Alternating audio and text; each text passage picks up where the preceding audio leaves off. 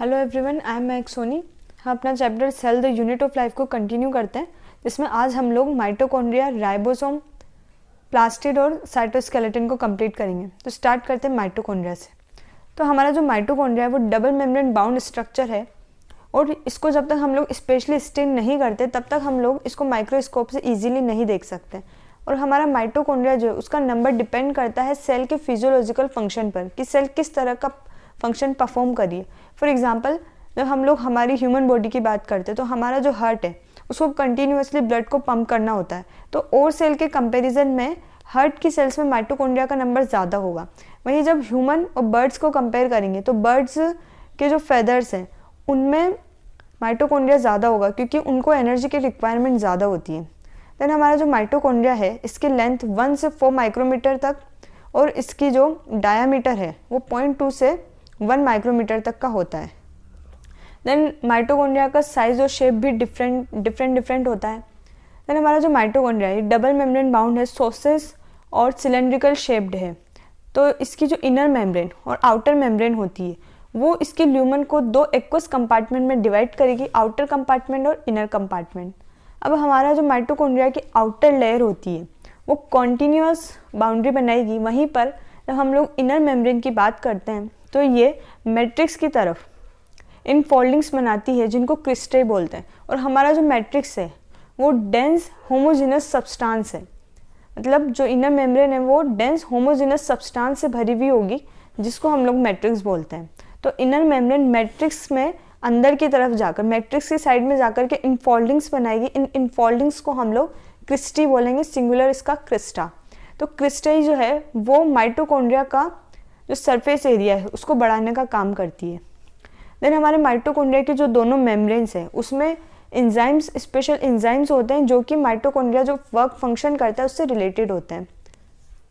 Then हमारा जो mitochondria है वो जो एनर्जी प्रोड्यूस करता है, सेलुलर एनर्जी प्रोड्यूस करता है, वो एटीपी की फॉर्म में करता है। इसीलिए हम माइटोकॉन्ड्रिया को पावर हाउस ऑफ एनर्जी बोलते हैं। ये क्वेश्चन आता है कि पावर हाउस ऑफ एनर्जी किसको बोला जाता है, तो माइटोकॉन्ड्रिया को बोला जाता है। देन हमारा जो माइटोकॉन्ड्रिया है उसमें सिंगल सर्कुलर डीएनए प्रेजेंट होगा, और इसमें जो राइबोसोम्स हैं वो 70S टाइप के प्रेजेंट होते हैं। इसमें आरएनए प्रेजेंट होता है, और प्रोटीन सिंथेसिस के लिए जो एसेंशियल सब्सटेंसेस है वो भी इसमें प्रेजेंट होते हैं। देन हमारा जो माइटोकॉन्ड्रिया है वो फिजन के थ्रू डिवाइड करता है। और एक स्पेशल पॉइंट कि हमारा माइटोकॉन्ड्रिया जो है वो एरोबिक रेस्पिरेशन की मेन साइट होती है। ये क्वेश्चन भी आता है कि एरोबिक रेस्पिरेशन का मेन साइट क्या है, तो एरोबिक रेस्पिरेशन का मेन साइट हमारा माइटोकॉन्ड्रिया है। माइटोकॉन्ड्रिया का आप डायग्राम देखें, उसके बाद हम स्टार्ट करते हैं प्लास्टिड से। स्टार्ट करते हैं प्लास्टिड। तो जितने भी ग्रीन प्लांट्स होते हैं, सभी तरह के प्लांट्स और कुछ प्रोटोजोआ जैसे कि यूग्लेनॉइड्स में प्लास्टिड प्रेजेंट होते हैं। प्लास्टिड्स में स्पेशल टाइप के पिगमेंट्स प्रेजेंट होते हैं, जिसकी वजह से प्लांट्स हमको कलरफुल दिखाई देते हैं। देन पिगमेंट्स के बेसिस पर प्लास्टिड्स को बहुत सारे टाइप में क्लासीफाई कर सकते हैं, जैसे कि क्रोमोप्लास्ट, क्लोरोप्लास्ट और ल्यूकोप्लास्ट।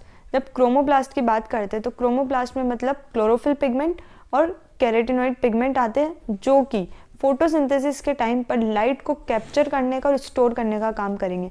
वहीं जब हम लोग क्रोमोप्लास्ट की बात करते हैं तो उसमें fat cellular carotenoid, example xanthophyll और कैरोटिन होते हैं, जिसकी वजह से प्लांट्स में येलो, रेड और ऑरेंज कलर हमको देखने को मिलता है। देन जब हम लोग ल्यूकोप्लास्ट की बात करते हैं, ल्यूकोप्लास्ट डिफरेंट शेप और साइज के हो सकते हैं और ये कलरलेस होते हैं। इनका मेन काम होता है फूड को स्टोर करने का। इसमें भी हमको 3 टाइप दिए हुए हैं, अमाइलोप्लास्ट, एलियोप्लास्ट और एल्यूरोप्लास्ट। तो हमारा जो अमाइलोप्लास्ट होता है, अमाइलो मतलब कार्बोहाइड्रेट, तो जो कार्बोहाइड्रेट जो कि प्लांट्स में स्टार्च है, तो स्टार्च को स्टोर करने का काम करेगा अमाइलोप्लास्ट।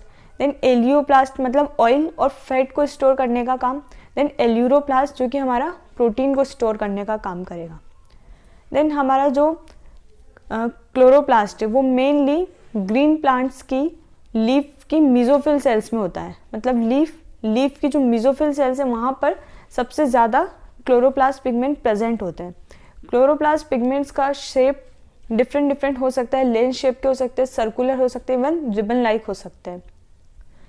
देन हमारा जो क्लोरोफिल है इसकी लेंथ 5 to 10 mm और इसकी जो ब्रेथ है वो 2 to 4 mm हो सकती है।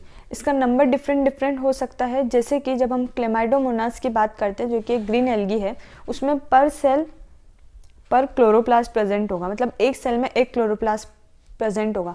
देन जब हम लोग हमारा जो प्लांट है, प्लांट की लीफ में जब मीजोफिल सेल की बात करते हैं वहीं उसमें 20 to 40 क्लोरोप्लास्ट प्रेजेंट होंगे।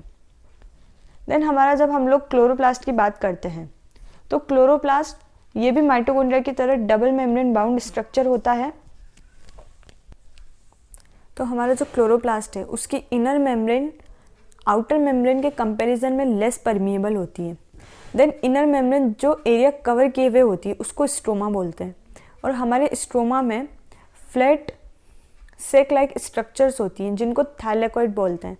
अब थाइलेकोइड एक के ऊपर एक थाइलेकोइड जब जुड़ के, मतलब जैसे हम लोग सिक्कों की बात करें तो एक के ऊपर एक सिक्का जब जुड़ के एक पिलर बना लेगा तो इस पूरे पिलर को हम लोग ग्रेना बोलेंगे। अब एक ग्रेना और दूसरा ग्रेना, तो इन दोनों ग्रेना को, मतलब एक ग्रेना का एक सिक्का जिसको थाइलेकोइड बोल रहे हैं, तो एक ग्रेना के एक थाइलेकोइड को दूसरे ग्रेना के थाइलेकोइड से जो एक स्ट्रक्चर, ट्यूब्यूलर स्ट्रक्चर कनेक्ट करती है उसको हम लोग स्ट्रोमल लेमिला बोलते हैं। देन हमारी थाइलेकोइड की जो मेम्ब्रेन है वो जिस एरिया को कवर करेगी उसको हम लोग ल्यूमेन बोलेंगे। देन हमारा जो स्ट्रोमा है उसमें बहुत सारे एंजाइम्स प्रेजेंट होते हैं जो कार्बोहाइड्रेट और प्रोटीन सिंथेसिस के लिए एसेंशियल होते हैं, और हमारा जो क्लोरोप्लास्ट है वो थाइलेकोइड में प्रेजेंट होता है। देन हमारा जो क्लोरोप्लास्ट है वो उसमें भी 70S टाइप के राइबोसोम होंगे जो कि जो साइटोप्लाज्मिक राइबोसोम है उसके कंपैरिजन में छोटे साइज के होते हैं। इसमें double stranded circular DNA present होता है।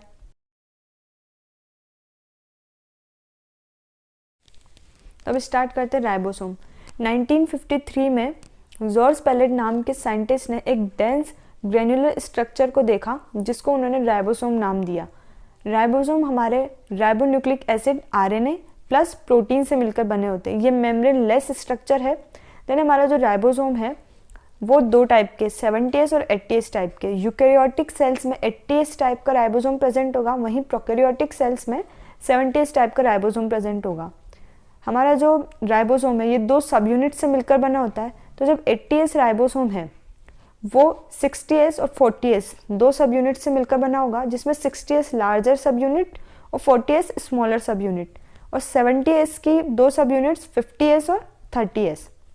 यहाँ पर जो S है हमारा वो स्वेडवर्थ यूनिट सेडिमेंटेशन कांस्टेंट है जो कि इनडायरेक्टली हमारी डेंसिटी और शेप को डिफाइन करता है।